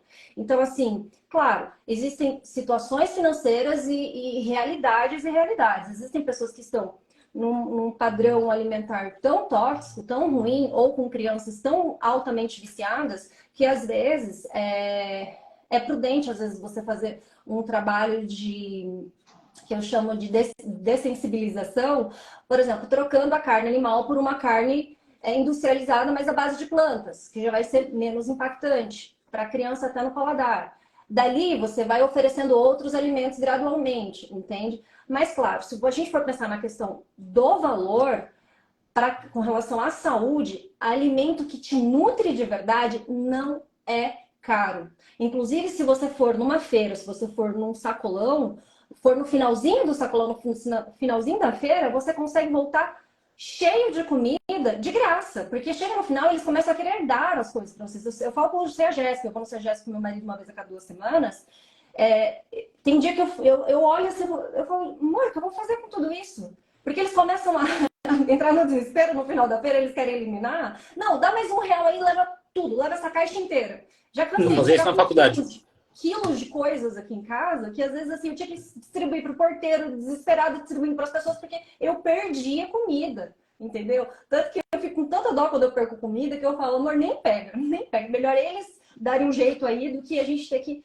Eles chegam a dar. Então, eu falo pela minha própria experiência. Eu já morei em outros estados além de São Paulo, então eu tive experiências em outros estados, frequentando feira, frequentando CEAGESP, não é. Como é que chama esse lugar que vende esses entrepostos? Ceasas, frequentando hortifruti também. Mas o melhor é feira de rua. Feira de rua não tem outra. É muito bom. Uma feirinha aí, ó, vai no finalzinho da feira. Eu vou no início, eu gostava quando eu morava perto de uma feira, eu ia no início, comprava tudo que eu queria perfeito, as melhores frutas, que eram um pouco mais caro. E aí eu já ia no final para fazer a xepa, sabe? Já pegar tudo que já não queria mais, assim. Aí pegava o restante e complementava ali. Enfim, às vezes eu conseguia fazer, comprar com R$ 25, eu comprava comida para mim para uma semana, para uma pessoa. R$ 25 eu passava a semana com os alimentos naturais ali da feira. E a zona cerealista, que é onde vende grãos, cereais e tudo mais, eu gostava um pouquinho mais, mas eram alimentos que duravam o mês inteiro. Então, como já mesmo fez a comparação entre carne, por exemplo, e lentilha, sabe? Então, a leguminosa, ela vai triplicar o tamanho, ela enche, ela hidrata, ela tem nutritivo, tem um aporte bom. É porque as pessoas também não entendem muito essa questão da proteína, né? Então, faz essa confusão. Mas e a carne? Mas e isso? Mas e aquilo? Eu acho que é muito esse pensamento assim, vamos simplificar a nossa vida, vamos para o mais natural, vamos para o mais saudável. Aí fica barato, tá? Mas se você tem condições financeiras e o seu paladar é muito viciado, aí você pode fazer as trocas industriais aí para começar, né? Então, No início. sobre isso, eu tenho percebido até na minha vida. Eu tenho hipotireoidismo, descobri que eu tenho hipotireoidismo de Hashimoto e eu tô precisando repensar todos os meus hábitos, porque existem tipos de alimentos que eu poderia comer. No passado eu comia normalmente, hoje já me causam muitos desconfortos. Então eu tenho percebido, conversas com nutricionistas, em consultas, que há um mundo, assim, uma diversidade a ser explorada e às vezes o óbvio pra gente não é óbvio, que a gente tá tão acostumado naquele modus automático de fazer tudo que todo mundo faz e às vezes se a gente simplifica a vida da gente, fica mais fácil, né? Por exemplo, a Auro comentou, vai, pede pra criança trazer compra um saco de maçã e leva, né? Tipo, tão mais simples, mas a gente não pensa. Não é normal a gente pensar. Eu acho que a sociedade está num nível tão assim, tão afastado do natural, que o que é natural já fugiu da obviedade. A gente precisa estar conversando com outras pessoas que vivem assim para fazer. Nossa, então podia fazer Pois isso, é. né? Então, mas Não, ao Marcelo, ponto de se uma criança leva uma maçã na escola, todo mundo tá comendo um monte de tranqueira. Ah, você tá com maçã. eu ia Zombam da falar isso criança. agora. então, e eu penso assim, no fazer o cardápio, né? Eu agora sou esposa, dona de casa também, então eu preciso pensar. Antigamente minha mãe fazia, eu comia e às vezes comprava na rua, mas hoje eu preciso pensar na comida que eu como diariamente e o que eu vou oferecer para o meu esposo também. Então eu me preocupo, né? Proporcionar no almoço, uma boa quantidade de salada, uma salada rica em folhas verdes, uma leguminosa, um vegetal, e junto com os grãos, né? Então, são aquele básico, né? O arroz, o feijão, preocupado onde eu vou tirar a proteína, né? Ter alguma coisa de proteína no meu prato, alguma coisa de carboidrato, né? Até tem uma pessoa aqui, eu acho, a Anália de Faria, ela tava falando assim, mas vocês estão falando de carboidrato, estão falando de lipídios, né? Dê exemplos, né? Ela cria o nome, né, das coisas, né? Então, é aquele básico, né? Vocês podem até continuar dando exemplos mais práticos, mas eu vou emendar com uma outra pergunta que foi feita aqui. E, assim, existem pais, pessoas, que já vão para um extremo, assim, de se preocupar, para um outro lado, em garantir a nutrição da criança. Então, ou de si mesmo, né? Então, come muito durante o dia. Tem que ter o café da manhã, tem que ter um lanche no meio da manhã, 10 horas. Nas escolas, geralmente, tem intervalo e tem esse lanche que é oferecido. Depois tem o almoço. Depois tem um outro lanche no meio da tarde. Depois a janta. E tem gente que ainda tem até aquela ceia antes de dormir. Aquele último lanchinho. Tá correto isso? De modo algum. De modo algum. Por exemplo, o que acontece quando você faz uma refeição? Acontece o recrutamento vascular mesentérico. Isso aqui eu postei um Reels ontem sobre isso. Recrutamento vascular mesentérico. Você vai liberar um monte de hormônios de saciedade. Colecistoquinina, vai regular a leptina, grelina. E na sua suprarrenal, você vai liberar a somatostatina. E ela vai ser responsável por recrutar sangue para os seus órgãos digestivos para engatar a digestão. Agora, de um ponto de vista digestivo, se o seu corpo está focando na digestão, ele vai digerir. Ele não está no melhor estado para pensar. Tanto que a maior evidência disso é a cultura brasileira, desses churrascos super pesados, que o cara come um monte e desmaia depois. De sono, fica, sabe, porque comeu demais. O trato digestivo ele tem que ser respeitado. Um estômago abarrotado significa um cérebro ofuscado. E eu gosto de comparar o trato digestivo com uma máquina de lavar. Na questão de fazer café da manhã, lanche, almoço, lanche, janta, lanche. Por exemplo, na máquina de lavar, você vai pegar um monte de roupa suja, você vai colocar lá, simbolizando a comida entrando no estômago. No momento que você clica o botão, ele vai soltar o sabão, vai lavar, vai enxaguar, vai centrifugar. O que aconteceria se eu jogasse um punhado de meia suja na hora que for centrifugar a roupa limpa? Vai bagunçar tudo lá, vai feder tudo. Mesma coisa acontece quando você introduz uma refeição após ou durante, logo após ou durante uma refeição ainda em andamento. O seu estômago não vai falar, tô digerindo aqui o arroz e feijão, hora do lanchinho. Ou vamos separar aqui o lanche para eu terminar de digerir o arroz e feijão, para depois digerir você. Não, ele vai paralisar a digestão que está em andamento, vai começar um novo processo digestivo. Vai causar fermentação na digestão que estava em andamento, gerando álcool, sonolência, flatulência, problemas digestivos que vão afetar a forma como você processa. Como o Conselho sobre Regime Alimentar fala, torna o sangue febril, entendeu? O corpo ele fica transtornado com toda aquela informação. E eu dou o meu exemplo que eu faço 2 refeições por dia já há uns 7 anos, 8 anos, fazendo 2 refeições por dia. E consigo construir massa muscular, consigo ter funcionamento cerebral. Contrário de que, se eu comer mais do que eu devo, eu não presto. Por exemplo, hoje a minha última refeição foi às 2 da tarde. E tá às 9 da noite, talvez eu coma uma frutinha, alguma coisa, entendeu? Uma janta, que eu faço 2 refeições por dia, às vezes acaba sendo tardio, não tô falando que é certo, mas 2 refeições por dia, para mim, tá ótimo. E é assim que eu consigo ficar mais ativo. Agora, se eu comer, eu não consigo garantir, ou seja, eu estou vendo na minha pele essa evidência. E muita gente que, por exemplo, faz o jejum intermitente, restringe o número de refeições, relata o mesmo benefício para ficar esperto, entendeu? Só para acrescentar o que o Jean falou, assim, os países mais longevos do mundo fazem jejum. São as pessoas que longevidade e jejum estão intimamente relacionados. A gente tem um monte de pesquisa mostrando, indo nessa direção, mostrando essas evidências.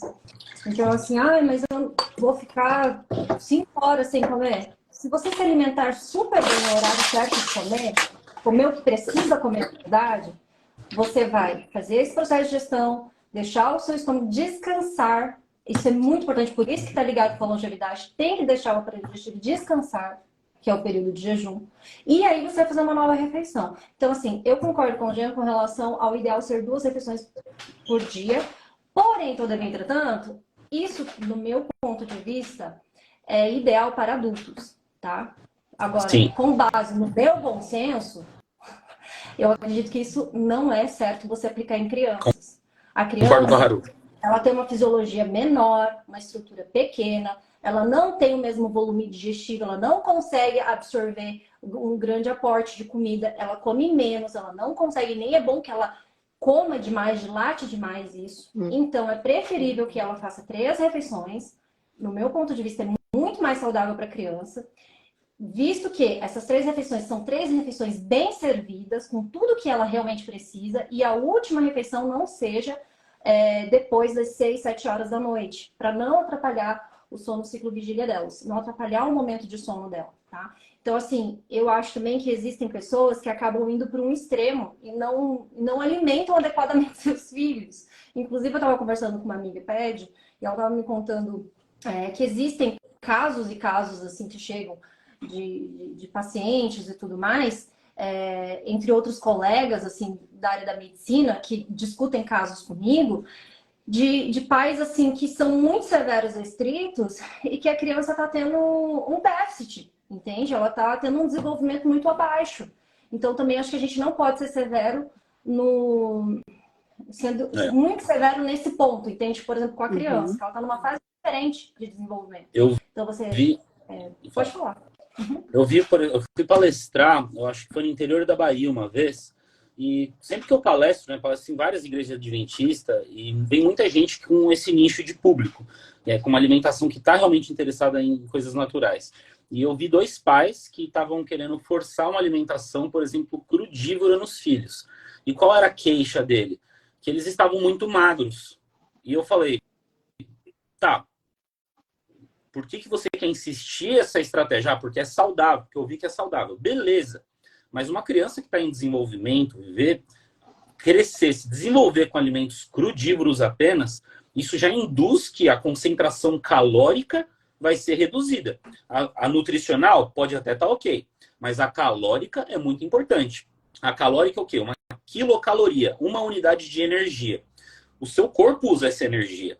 A criança que está em desenvolvimento precisa de um excesso dessa energia dentro do equilibrado, um excesso que não leve à obesidade, obviamente, mas ela precisa disso para conseguir crescer. Então, se você restringe a alimentação, seja por número de refeições, limitando a criança para 2 refeições por dia, que eu acho totalmente errado, ou restringir caloricamente essa criança, isso aí vai poder causar problemas não só na cognição, mas no crescimento. O desenvolvimento neurológico ele é feito durante até o final da adolescência.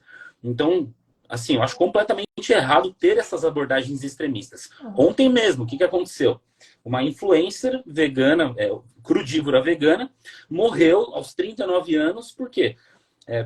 Quis fazer uma dieta limpa, não sei qual era a ideia dela, não conheço o contexto, mas ela quis viver 7 anos comendo 3 artigos praticamente alimentares, que é o durian, que é uma fruta com odor estranho, jaca e broto de semente de girassol. Eu falei, não dá, né? 7 anos, não tem como, você não está numa ilha deserta. Vamos desfrutar da abundância que a gente tem hoje em dia, que é justamente ter uma variedade alimentar, entendeu? E jogar isso para uma criança, para um adolescente, você está colhendo problema. E o mais triste é que também ganha muito holofote, né? Ganha muito peso, assim, com relação a marketing. O pessoal faz toda uma notícia sensacionalista em cima desses casos. É óbvio que uma pessoa que tem uma alimentação tão severa e restrita, ela tem possivelmente um transtorno aí psicológico grave. E aí as pessoas já associam a vida natural, pessoas vegetarianas, por exemplo, com esse tipo de notícias que saem totalmente, enfim, distorcidas do campo de realidade. Outro ponto que eu queria falar é o seguinte, para dar exemplos bem básicos, como você, uma pessoa pediu, né? O que eu considero, para mim, uma comida ideal, assim, que eu amo mesmo, e que eu já fiquei assim, um ano inteiro comendo assim, e foi maravilhosa a experiência que eu tive.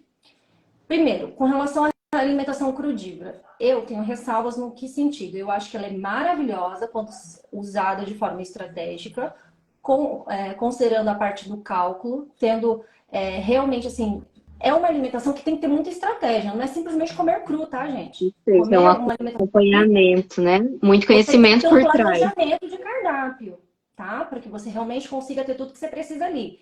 E outra coisa, alguns alimentos, eles são melhor absorvidos os seus nutrientes com o cozimento. Outros, você vai ter a máxima potência do aporte nutricional cru. Então, tudo depende. Tem coisa que é crua é melhor, tem coisa que cozido é melhor. Então, eu acho que a gente tem que tomar cuidado. Então, assim, a alimentação crudívora, ela é muito positiva, especialmente para a desintoxicação orgânica, porque eu vim de várias clínicas naturais do Brasil, já andei por várias delas, e eu sei que ela realmente é muito eficiente, principalmente para auxiliar, para melhorar a resposta a tratamentos a doenças em andamentos, doenças gravíssimas. Então, a alimentação crua, sim, ela é maravilhosa. Eu já fiz quase 2 meses de alimentação crua totalmente raw e foi assim algo incrível para o meu organismo, foi maravilhoso, eu tive uma experiência incrível. Mas eu não sentia que eu tinha equilíbrio. Eu encontrei mais equilíbrio numa alimentação que agora eu vou dizer para vocês que é o que eu gosto mais, que é 80-20. 80% cru e 20% cozido. Pode soar um pouco estranho, né? Mas assim, eu achei bem equilibrado isso. Tinha que ter alguma coisa cozida, mas era a menor parte, e uma abundância de alimentos crus, mas bem planejados. Então, eu não vou dizer que você tenha que fazer dessa forma, tá? Eu estou dizendo assim que para mim Exatamente. funcionou muito bem. E aí, por exemplo, um exemplo. Até amanhã eu vou postar uma salada que eu faço em casa, que ela é extremamente completa. Ela tem um repertório incrível, ela é maravilhosa. Ela é muito completa, tem muitos ingredientes. Então, ela te dá um aporte muito bom e te sustenta. Aquele alimento, eu como assim, meio que uma bacia de salada, mas não é salada de folhas, que é base de água, não. Tem tubérculos, tem também grãos cozidos, como grão de bico, quinoa, enfim. Ela é bem robusta. O molho também é bem robusto. E aquilo me alimenta. Se eu comer uma vez ao dia somente aquilo, eu fico muito bem. Eu consigo ficar 24 horas tranquila, sem fome, porque realmente me sustenta muito bem. Então, é um alimento que é bem planejado, que foi raciocinado para realmente sustentar. O problema é que aí o pessoal parte desses pressupostos exagerados, querem dar para as crianças uma alimentação, por exemplo, crua. Eu sei que na melhor das intenções, mas não tem esse repertório, não tem um estudo mais profundo para saber tudo que precisa ter ali, entendeu? Para realmente dar esse suporte nessa fase tão delicada do desenvolvimento da criança. Isso foi muito importante vocês mencionarem. Essa diferença que existe no cuidado da alimentação de um adulto e de uma criança, né? Porque a criança e os próprios adolescentes estão numa fase ainda de crescimento, de desenvolvimento, e precisa ter um olhar cuidadoso. E eu acho que um grande problema do ser humano é encontrar equilíbrio nas coisas, né? A gente sempre tende, ou é isso ou é aquilo. A gente faz uma mudança, a gente vai para um lado, às vezes, meio unilateral e esquece do que era bom do outro lado também. Então, especialmente quando a gente fala de criança, a gente precisa ter mais conhecimento e de segurança, né, no que a gente está oferecendo, proporcionando. Então, eu achei que foi um excelente comentário, né? Até eu tenho uma pergunta aqui, ó. Laís Souza. A alimentação 100% vegetariana pode ser benéfica para uma criança ou poderia trazer algum prejuízo no crescimento e no desenvolvimento dela? Vegetariana? Isso aqui é uma dúvida comum, Dieta né? vegana, vegetariana, estrita, correto? Uhum. Ou vegana. Bom, Bom, enfim, independente se é dieta vegetariana ou vegana ou carnívora, ela pode ser muito ruim se não souber fazer a combinação correta. Você também fica dando uma Uhum. alimentação carne, completando com junk food, que é alimentação ultraprocessada, e dando às vezes pouca variedade, vai ser tão grave, tão nocivo, quanto às vezes uma dieta restrita vegana ou vegetariana. Tudo vai depender de como você vai oferecer esses alimentos para a pessoa, o aporte que você vai dar. assim, a experiência que eu tive com pais, que eu já palestrei bastante para criança também, para os pais das crianças. Todas que eu vi que foram criadas de berço, vegetarianas estritas, não tendo restrição dietética, comendo, sabe, coisas normais, assim, só que exclusivamente vegetal, o relato que eu tive de dezenas de pais é que elas nunca ficaram doentes. Isso é um fato assim, que eu vi repetidamente, eu falei, uau, isso realmente, meu filho eu vou querer criar dessa forma, entendeu? Então dá para ser saudável vegetariano, dá para ser saudável crudívoro. Agora, você tem que ter todo o conhecimento e o tempo necessário para fazer o preparo correto da dieta desse indivíduo. Então, o que seria uma dieta adequada? Assim, se eu fosse...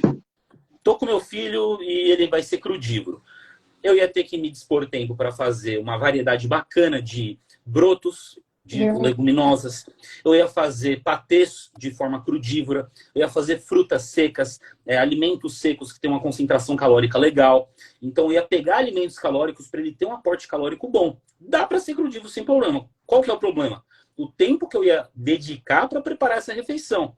É a mesma coisa um animal de estimação. Não comparando uma criança com um animal de estimação, por favor, mas comparando. Eu tenho um pastor alemão. Eu compro ração para ele da melhor que tem. Só que no fundo, eu sei que se eu preparasse a comida dele todo dia, no caso o cachorro é onívoro, desce lá vísceras, ovo, na equação equilibrada dos macronutrientes que ele precisa. Com certeza é mais saudável do que ração. Então o que eu estou fazendo? Eu estou delegando essa possibilidade para uma ração comprada que é mais prático de acordo com o tempo que eu tenho. Entendeu? Então assim, depende de como você quer criar o seu filho. E a gente, pegando aquele gancho dos extremos, por que existem pais que acabam indo para esse extremo?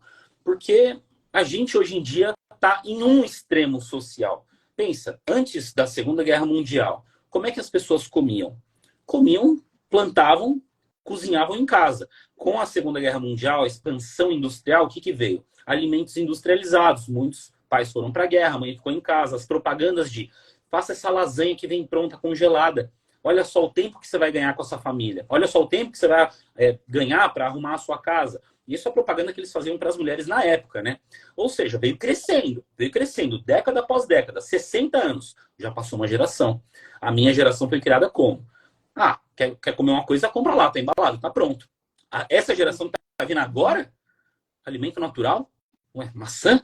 Se tem um chocolate aqui, por que eu vou fazer isso?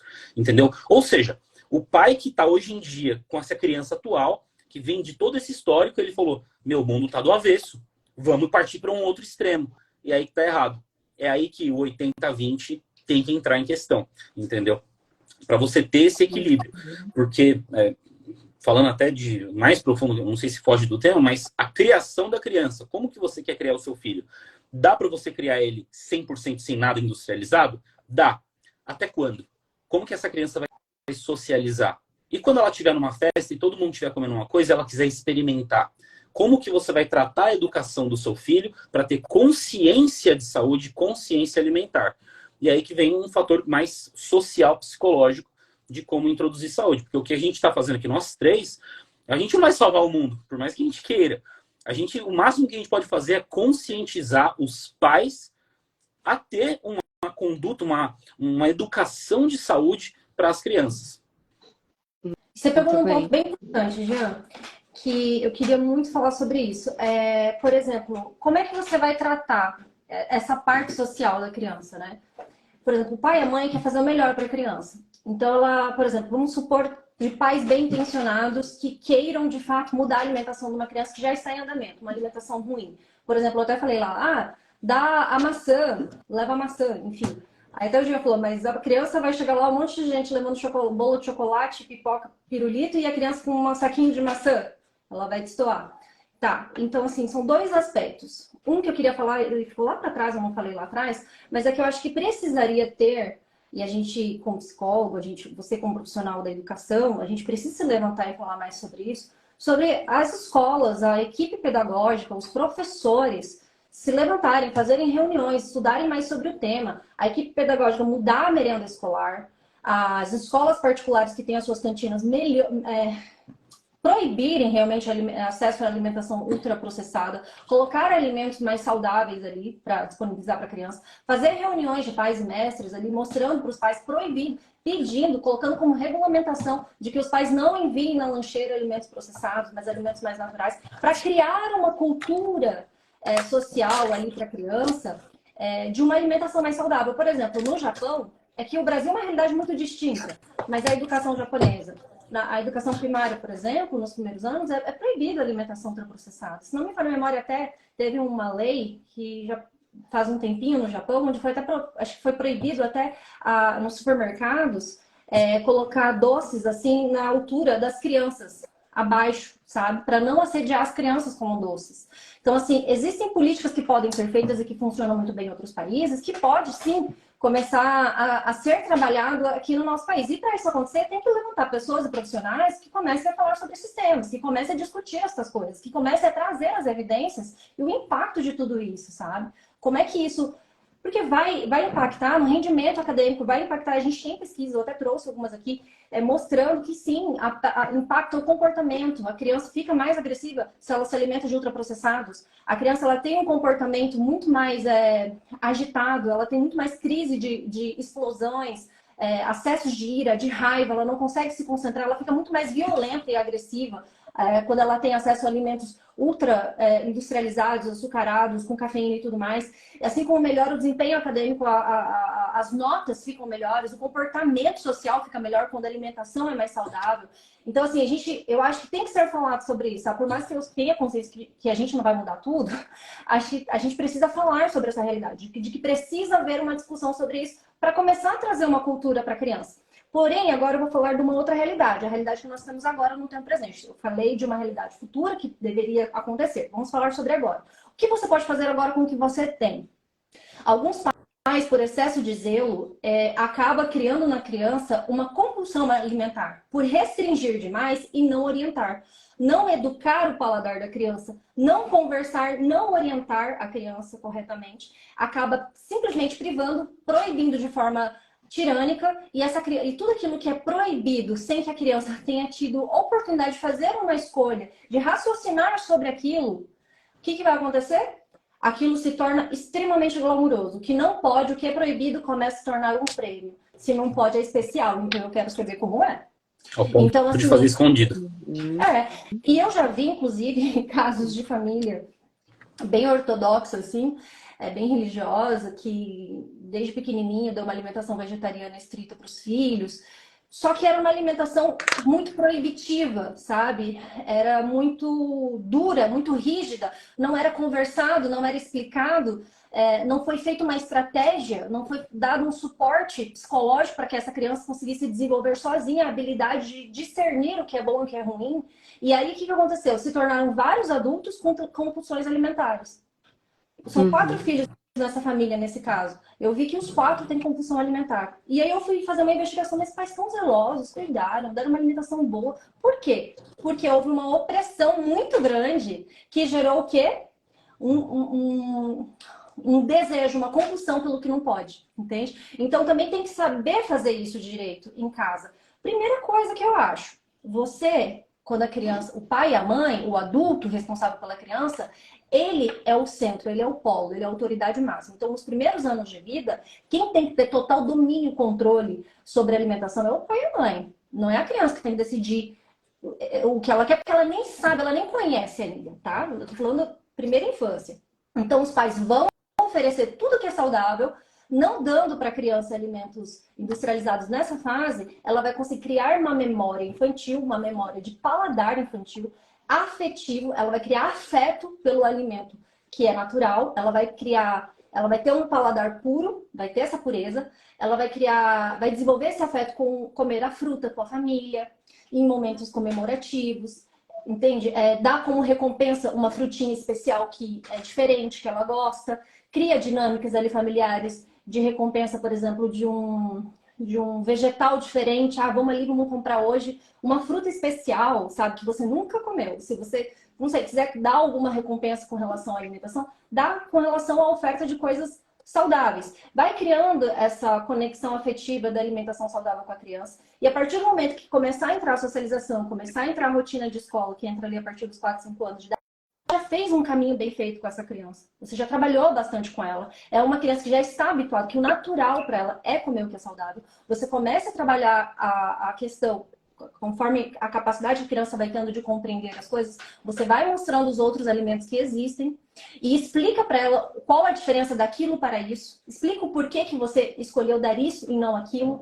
E deixa a criança ter a experiência dela. E eu já vi, por mim mesma, crianças que olham e falam assim, não gosto, não quero. Por quê? Ela já foi condicionada desde pequenininha com as frutas. Quando ela vê pacote de bolacha, para ela aquilo não representa nem comida. Ela nem sabe que aquilo é comida. Dá bolacha para ela, a criança, não quero isso, eu quero isso. Porque ela está acostumada a ver fruta. Então, até quando ela vai para a escola, ela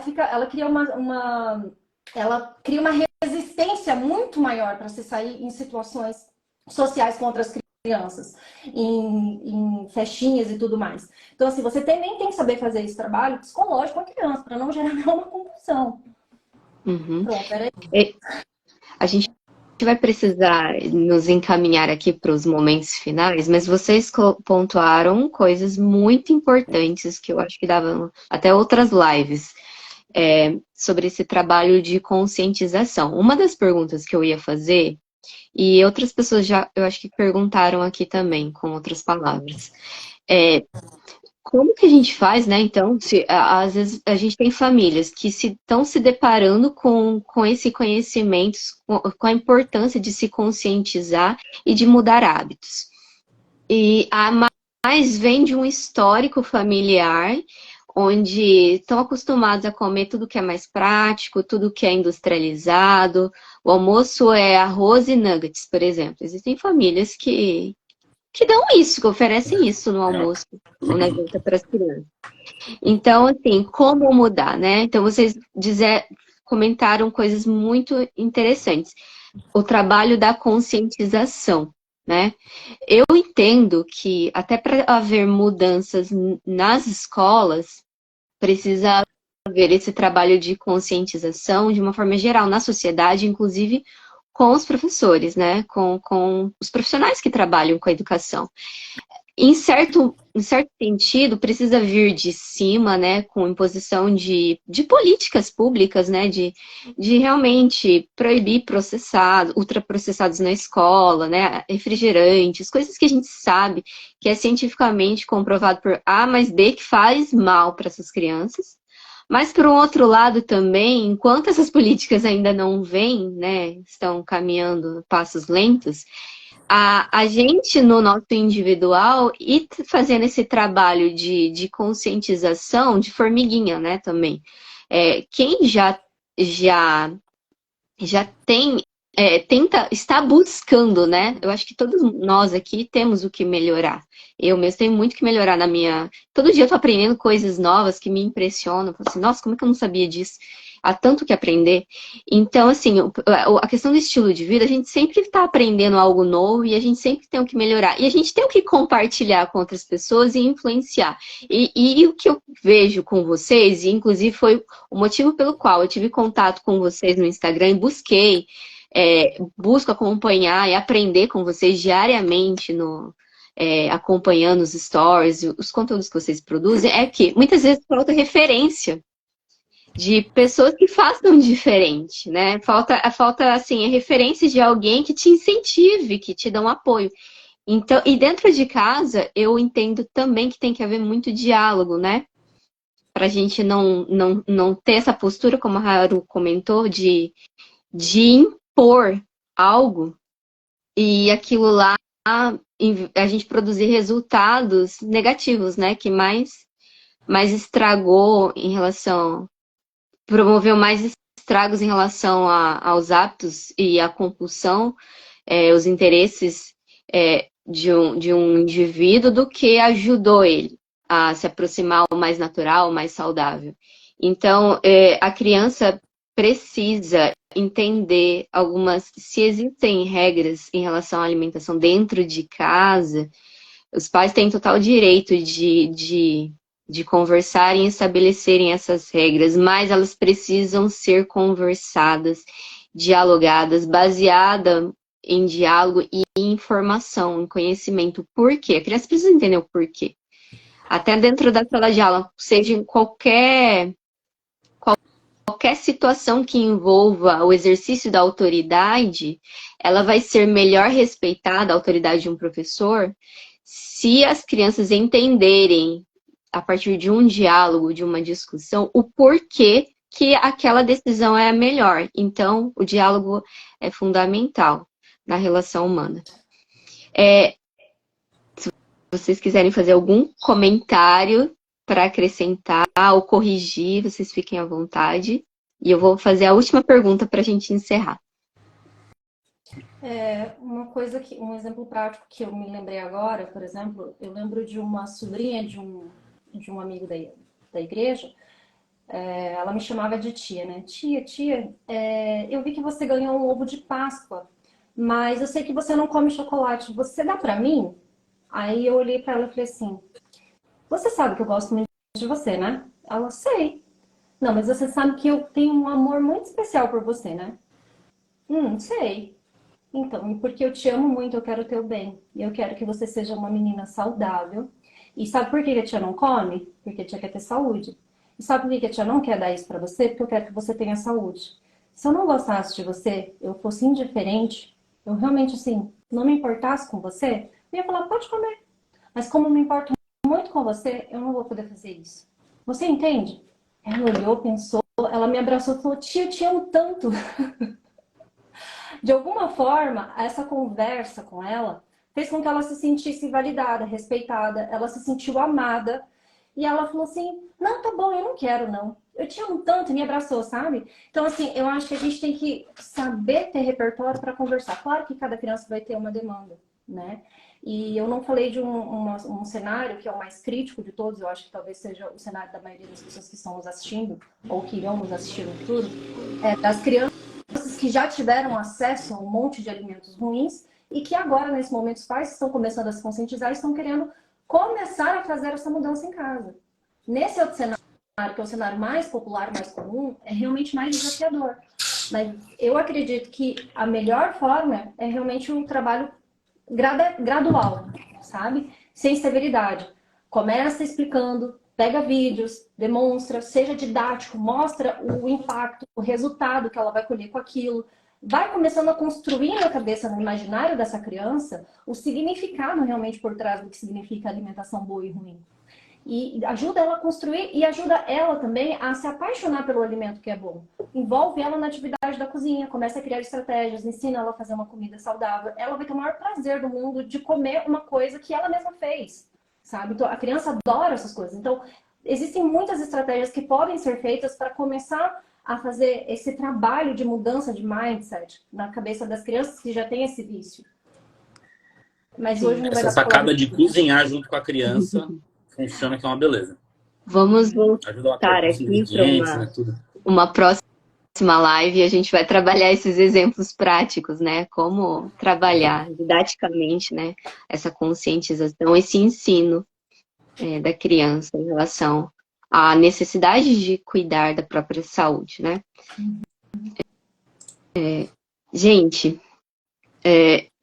tem gente aqui perguntando também se vocês têm indicação, para a gente finalizar, de conteúdo, seja em livros, documentários, que ajudem, que tenham relação com esse tema, da alimentação, da cognição, de como trabalhar isso com as pessoas, com as crianças, como trabalhar isso em escola. Vocês têm indicação de material aqui para as pessoas poderem buscar mais informação aprofundada?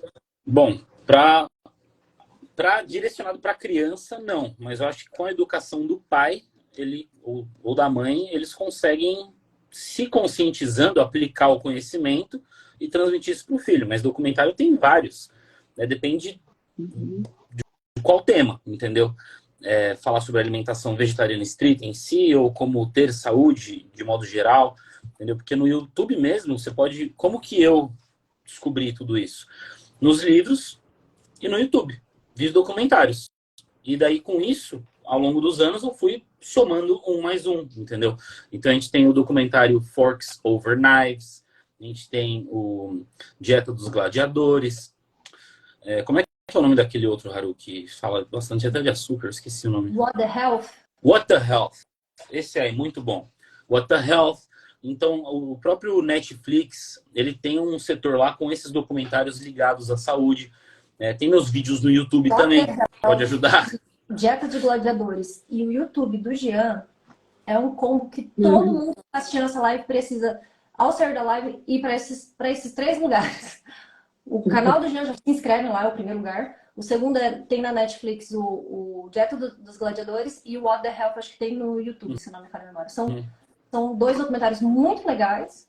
E ali no YouTube do Jean, no canal dele, você vai ter de tudo, desde aprender a fazer uma comida na prática, né?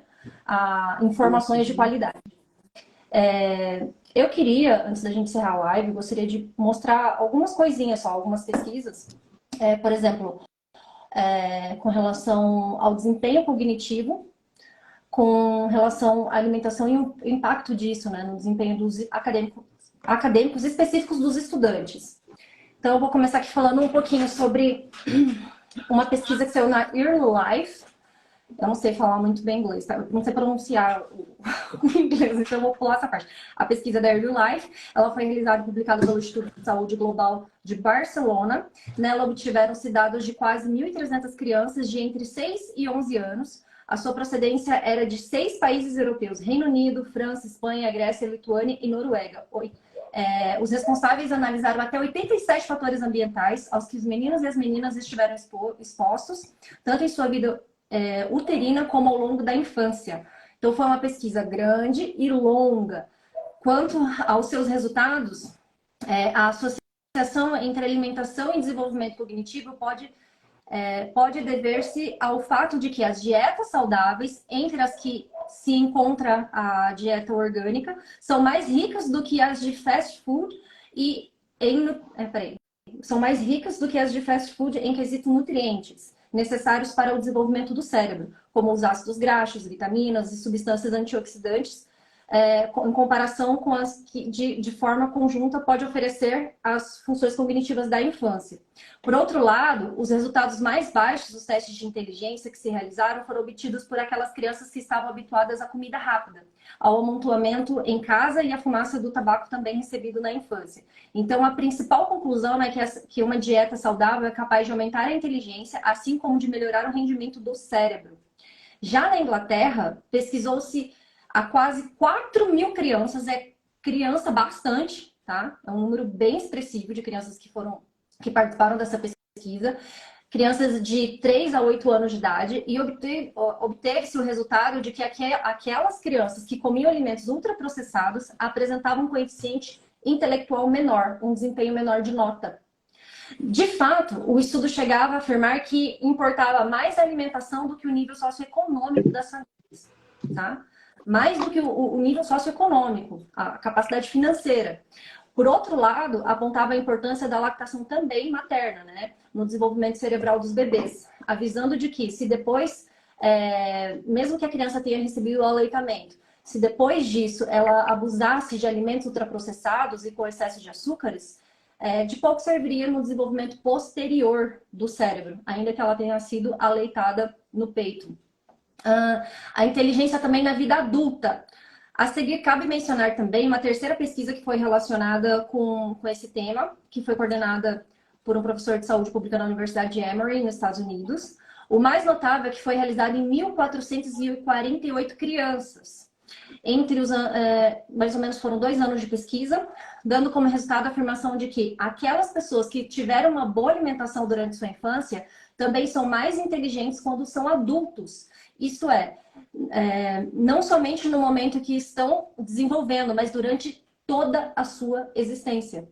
Então, assim, a alimentação adequada, ela vai impactar nesse desenvolvimento cognitivo, no desenvolvimento da inteligência da criança, ela vai ter uma resposta melhor na questão do desempenho acadêmico, notas melhores, um comportamento melhor, que não vai dar tempo de mostrar todas as pessoas, mostrando também o impacto no comportamento da criança. Tá meio travadinha. Será que já está dando a hora? Voltou. Voltou. Só para encerrar Pode essa parte das pesquisas, foi-se visto que o impacto é relevante não apenas na infância, como em toda a história da vida dessa criança. Quando ela se tornar adulta, isso vai ter os seus resultados, tá? É isso. Uhum. Muitíssimo obrigada, Haru. Muitíssimo obrigado, Jean. Foi uma excelente live. Eu aprendo muito com vocês. Espero que as pessoas tenham gostado também. E eu já indico, gente, quem quer continuar aprendendo sobre alimentação saudável, sobre quem quer ter melhores resultados em relação à aprendizagem, quem quer melhorar a vida de uma forma mais completa em relação ao estilo de vida, sigam a Haru. A Haru sempre está postando receitas, né? Ela tem um canal só de receitas aqui no Instagram. E ela sempre tá postando coisas sobre o estilo de vida dela, dando dicas de alimentação. Assim como o Jean, ele tem um próprio curso dele sobre alimentação vegetariana estrita. É, como você pode construir músculos, né, de uma forma natural. Mas ele também sempre está postando, compartilhando o cardápio dele, a rotina dele, ensinando o pessoal, tirando dúvidas, né, nas caixinhas de perguntas. Então vocês podem continuar essa interação após essa live com eles pessoalmente, diretamente, tá? Muito obrigada mais uma vez. Obrigada a todos que estiveram participando, acompanhando, que mandaram as perguntas. Foram bastante perguntas. Não pude ler todas, mas eu acredito que a gente tocou no assunto geral assim e pôde responder a maioria, tá? Espero que a gente tenha uma próxima oportunidade, então. Um grande abraço a todos vocês. Isso aí. Um grande abraço. Foi bem legal participar. Falou, pessoal. Beijo. Tchau. Até mais. Tchau.